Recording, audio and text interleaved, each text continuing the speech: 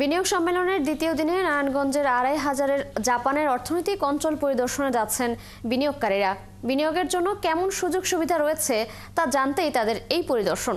রাজধানীর হোটেল ইন্টারকন্টিনেন্টালে বিনিয়োগ সম্মেলনের দ্বিতীয় দিনের দ্বিতীয় সেশনে নাসার সঙ্গে অ্যাকর্ড সাইনিং হবে। এছাড়া রয়েছে বিশ্ব ব্যাংকের কর্মকর্তাদের সঙ্গে বিভিন্ন ইস্যুতে রয়েছে আলোচনা। দিন শেষে সারাদিনের বিষয় নিয়ে সংবাদ সম্মেলন করবেন আয়োজকরা। আগামীকাল সকালে সম্মেলনের উদ্বোধন করবেন প্রধান উপদেষ্টা ডক্টর মোহাম্মদ ইউনূস। বিনিয়োগ সম্মেলনের প্রথম দিনে স্টার্টআপ ব্যবসার জন্য ৯০০ কোটি টাকার ফান্ড দেওয়ার ঘোষণা দেয়া বাংলাদেশ ব্যাংকের পক্ষ থেকে। এছাড়া স্টারলিংক তার কাজ শুরু করার জন্য আজ বিআরটিসির কাছে আবেদন জানাবে। এরপরেই তাদের দাপ্তরিক কার্যক্রম শুরু করবে। বাংলাদেশ বিনিয়োগ সম্মেলনের অংশ হিসেবে আজ নারায়ণগঞ্জের ২৫০০-এ জাপানি ইকোনমিক জোন পরিদর্শনে যাচ্ছেন বিদেশি বিনিয়োগকারীরা। এ বিষয়ে জানাতে আমাদের সাথে যুক্ত হচ্ছেন সহকর্মী সুশান্ত সিনহা। সুশান্ত, কতজন বিদেশি বিনিয়োগকারী নারায়ণগঞ্জের জাপানি ইকোনমিক জোনে যাচ্ছেন? এছাড়া আর কি কি কর্মসূচি রয়েছে জানাবেন।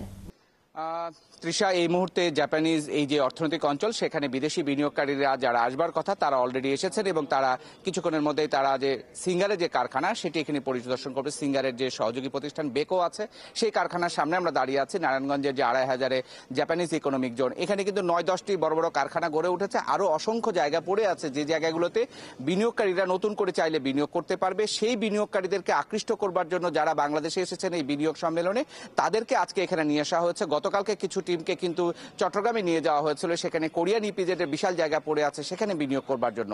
এখানে ৪৫ জন আমাদেরকে জানানো যেটা হচ্ছে যে ৪৫ জন ডেলিগেটস আছে, তার মধ্যে কিন্তু বিদেশি যেমন আছে, দেশি বিনিয়োগকারী আছে এবং এমনকি প্রবাসী বাংলাদেশি যারা ওই দেশগুলোতে হয়তো বড় ব্যবসা করেন। বাংলাদেশে এখন তারা যে অর্থনৈতিক স্থিতিশীলতা, রাজনৈতিক যে পট পরিবর্তনের জায়গা থেকে তারা চিন্তা করছে বিনিয়োগ করার জন্য, তারাও কিন্তু এসেছেন এখানে।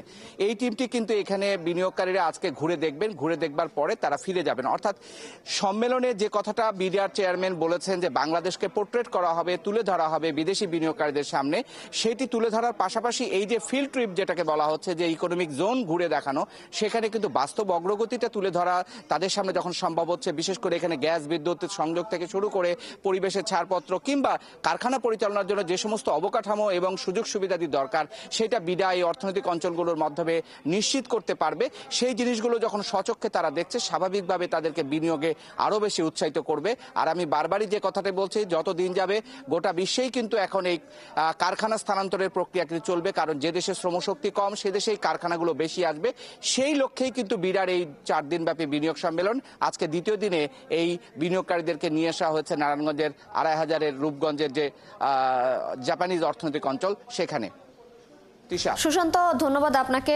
দর্শক, বিনিয়োগ সম্মেলনের অংশ হিসেবে আজ নারায়ণগঞ্জের ২৫০০-এ পরিদর্শনে যাচ্ছেন বিদেশি বিনিয়োগকারীরা, সেই বিষয়ে জানছিলাম।